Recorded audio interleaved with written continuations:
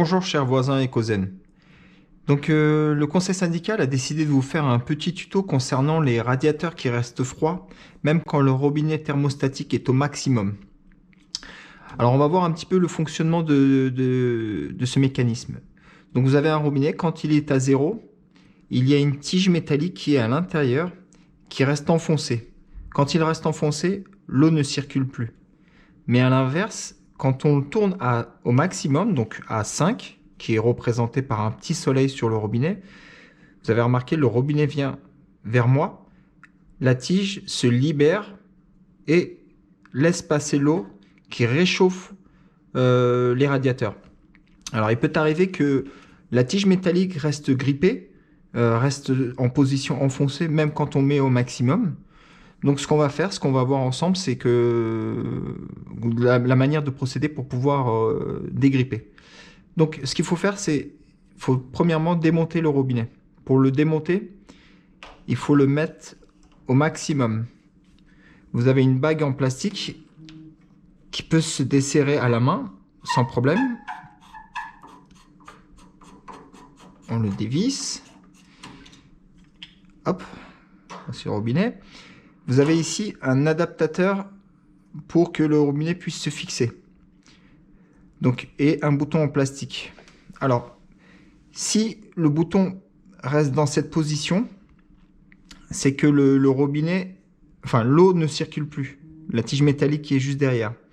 Donc à l'inverse, quand il vient comme ça, la tige se libère et laisse passer l'eau. Donc s'il reste dans cette position, avant de démonter l'adaptateur, vous pouvez tapoter, pousser un peu le robinet comme ceci, enfin le bouton, pardon, et elle va revenir automatiquement. J'avais un radiateur qui était bloqué comme ça, et j'ai réussi à le débloquer sans problème. Mais néanmoins, si le problème persiste, même si le bouton reste toujours dans cette position, il faudra démonter l'adaptateur.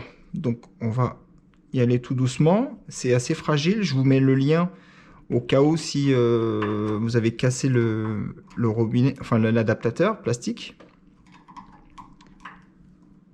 Juste y aller tout doucement.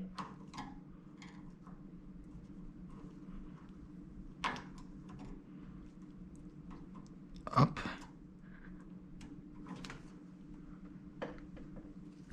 Encore un petit peu.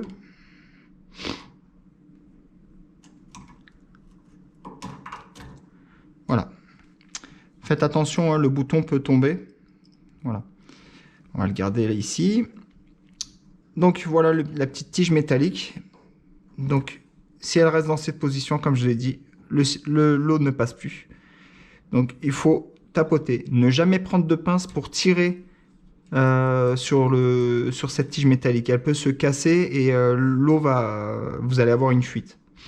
Voilà, vous faites juste ceci et elle va revenir automatiquement dans sa position. Ok. Donc voilà, pour moi ça c'est bon. Le problème normalement est résolu. On va remettre cet adaptateur. Donc vous faites attention, il y a un alignement à respecter. Hop, on va y aller tout doucement aussi encore.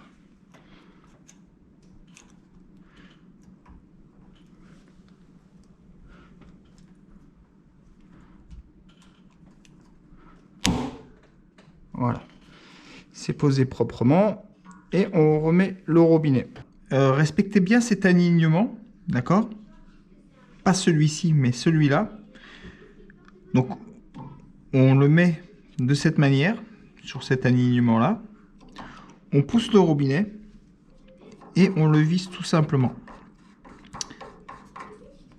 Voilà. On le serre sans la pince, à la main uniquement. Ça suffit largement. Et vous voyez, l'alignement est bien respecté. Je le tourne, je suis à 0. Je le mets à 3 et je le mets à 5. Voilà. Voilà, le robinet est monté. Alors, il y a une fausse idée qui dit que en faisant une purge des radiateurs, cela va le refaire fonctionner. Alors, nous, on vous conseille de faire Cette solution, en fait, de dévisser le robinet pour vérifier si la tige est bien en position ou pas, ne faites pas de purge. Pourquoi? Puisque, en fait, dans notre circuit de notre bâtiment, dans le circuit chauffage, on a une certaine quantité d'eau sous pression.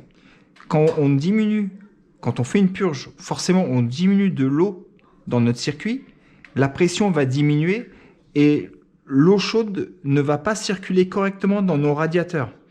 Donc, ça va déstabiliser tous les radiateurs de tous les bâtiments.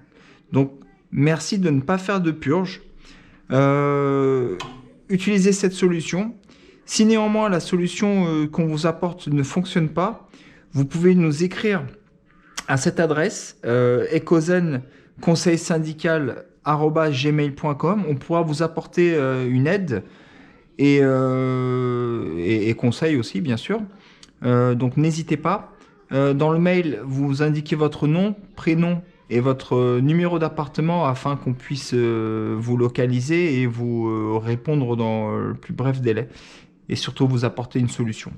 Voilà, j'espère que ce petit tuto vous aura aidé. Je vous souhaite une très bonne journée à vous et à très bientôt. Au revoir.